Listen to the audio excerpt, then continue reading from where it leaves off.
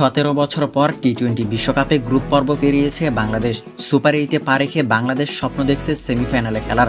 শুধু সেমিফাইনাল না, বাংলাদেশের স্বপ্ন আকাশ ছোঁয়া। বিশ্বকাপ জয় করেই দেশে ফিরতে চায় টাইগাররা। তবে তার আগে তো সুপার 8 পর্ব পার হতে হবে টাইগারদের। সুপার 8-এ বাংলাদেশের 3 প্রতিপক্ষ, মাইটি অস্ট্রেলিয়া, ভারত এবং আফগানিস্তান। বুঝতে আর বাকি নেই, কঠিন চ্যালেঞ্জের মুখোমুখি হতে হচ্ছে টাইগার বাহিনীকে।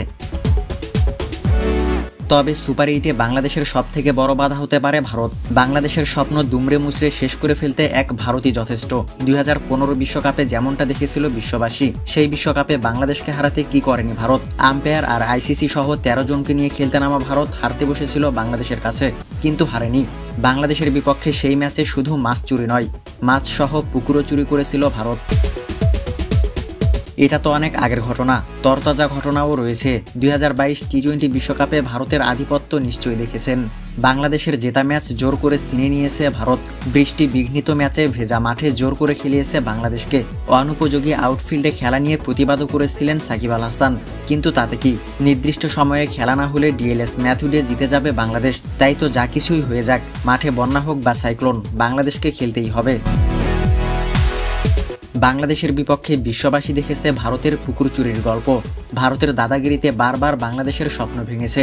প্রতি বিশ্বকাপের মতো এই বিশ্বকাপেও ভারত তাদের দাদাগিরি দেখাবে, এটাই স্বাভাবিক ছিল। ভারত তাদের ক্ষমতা দেখিয়েছে, ইতিমধ্যে বাংলাদেশকে কঠিন এক চ্যালেঞ্জের মধ্যে ফেলেছে। সুপার 8-এ 2 দিনে টানা 2 ম্যাচ খেলবে বাংলাদেশ। 21 তারিখে বিশ্বকাপের অন্যতম ফেভারিট অস্ট্রেলিয়ার বিপক্ষে খেলেই বাংলাদেশকে খেলতে হবে দাদাদের বিপক্ষে। ভারতের বিপক্ষে খেলার আগে বাংলাদেশ তাদের নিজস্ব প্ল্যান করারও সুযোগ পাবে না। তাই তো বলাই যায়, ভারতকে একতরফা সুবিধা দিতে গিয়ে বাংলাদেশকে বেশ ভালোই বিপদে ফেলেছে আইসিসি। ভারতের কথা না হয় বাদই দিলাম, এবারের বিশ্বকাপে বাংলাদেশের আরেক প্রতিপক্ষ আম্পায়ার। সাউথ আফ্রিকা আর নেপালের বিপক্ষে রিচার্ড ইলিওর্থ কি করেছিল তার না বলি। বিতর্কিত এই আম্পায়ার থাকছে বাংলাদেশ অস্ট্রেলিয়া ম্যাচেও।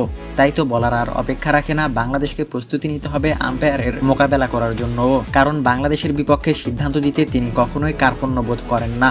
তাই তো বিশ্বকাপে বাংলাদেশের আরেক প্রতিপক্ষ ভাবা হচ্ছে আম্পায়ারিংকে।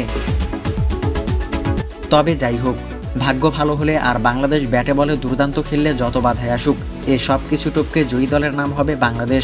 প্রতিবারের মতো এবার আর ছোটখাটো ভুল করবে না বাংলাদেশ, এমনটাই আশা সবার। আর ভারত যে বাংলাদেশের সাথে খুব সহজে ম্যাচ জিততে পারবে না, এটা ভারতও খুব ভালো করেই জানে।